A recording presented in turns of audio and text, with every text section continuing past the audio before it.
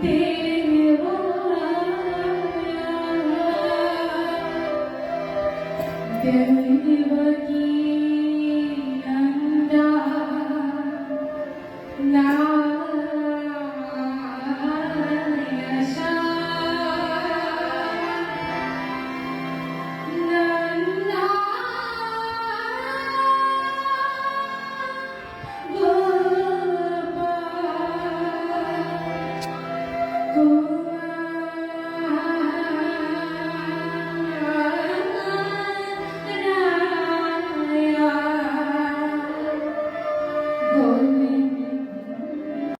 শ্ৰদ্ধা ভক্তি নিবেদন কৰিছোঁ।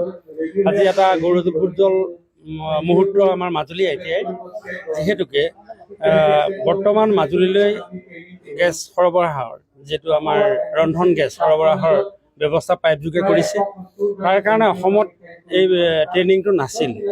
আমাৰ NRL কৰ্তৃপক্ষই মাজুলীক অকণমান টিপা দৃষ্টিৰে চাই এটা সুবিধা দিলে।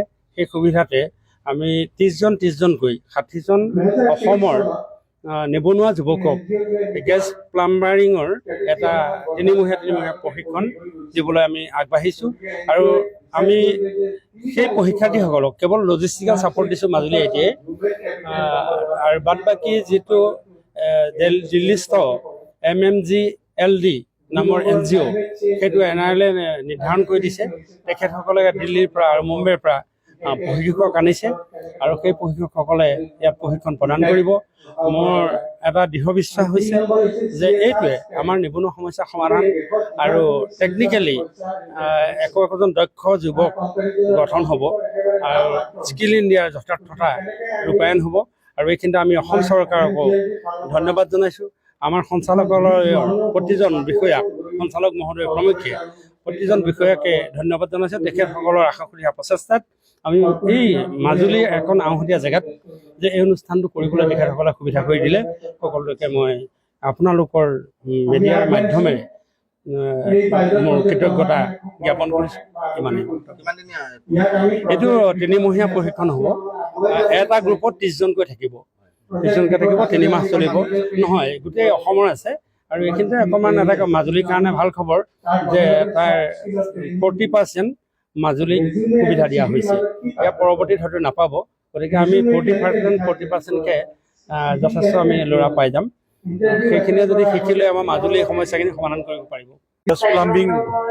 গেছ প্লাম্বিং আপোনালোক হয়তো অৱগত যে আমাৰ যেনেকৈ আমি পানী লাইনৰ কামবিলাক কৰোঁ, ৱাটাৰ প্লাম্বিং বুলি কয়, কিন্তু অসমত এতিয়া গেছ লাইনৰ যিহেতু কাম আৰম্ভ হৈছে, গতিকে ইয়াত যথেষ্টখিনি আমাৰ গেছ প্লাম্বাৰৰ চাহিদা ওলাব, এতিয়া আহিব। কিন্তু সেইমতে আমাৰ অসমৰ ডেকা গাভৰুসকল এই বৃত্তিটোৰ প্ৰতি সিমানখিনি সজাগ হোৱা নাই। গতিকে আমি এটা পাইলট প্ৰজেক্ট ইয়াত আৰম্ভ কৰিছোঁ গেছ প্লাম্বিঙৰ। এই গেছ প্লাম্বিঙত প্ৰথমতে আমি 30জনকৈ 2টা কোৰ্চ আমি 2টা বেটছ আমি কৰিম, ইয়াত ট্ৰেইনিং দিয়াম। আৰু এই ট্ৰেইনিংটো দিয়াত আমাক সহায় কৰিছে দিল্লীৰ MMGLD বুলি এটা অনুষ্ঠানে। তেওঁলোকৰ এই গোটেই প্ৰগ্ৰেমটো ডিজাইন কৰিছে। আৰু আমি মাজুলী ITI IMC মেনেজমেণ্ট কমিটিয়ে এই অনুষ্ঠানটো ইয়াত ৰেচিডেঞ্চিয়েল হিচাপে আমি ইয়াত আয়োজন কৰিছোঁ। আমি প্ৰশিক্ষাৰ্থীসকলক বিনামূলীয়াকৈ ইয়াত ৰাখিম। ইয়াত তেওঁলোকে 3 মাহ সময় থাকিব, থাকি তেওঁলোকে এই কৰ্মকুশলতাখিনি তেওঁলোকে আহৰণ কৰিব। আৰু আহৰণ কৰি ভৱিষ্যতে তেওঁলোকে নিজৰ নিজৰ ঠাইত তেওঁলোকৰ পাৰদৰ্শিতাসমূহ প্ৰদৰ্শন কৰিবলৈ সুবিধা পাব বা ইয়াক এটা ব্যক্তিগত উপায় হিচাপে ল'বৰ কাৰণে সমৰ্থ হ'ব।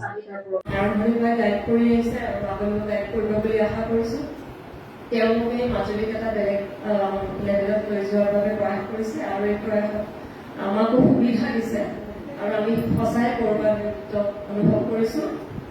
আৰু এই যিটো দক্ষতাৰ অভাৱ, এইটো আমি ভাবিছোঁ এইটো আৰম্ভণিৰে আমি অন্ততঃ 60জন এনেকুৱা ল'ৰা ছোৱালীক সাজু কৰিব পাৰিম।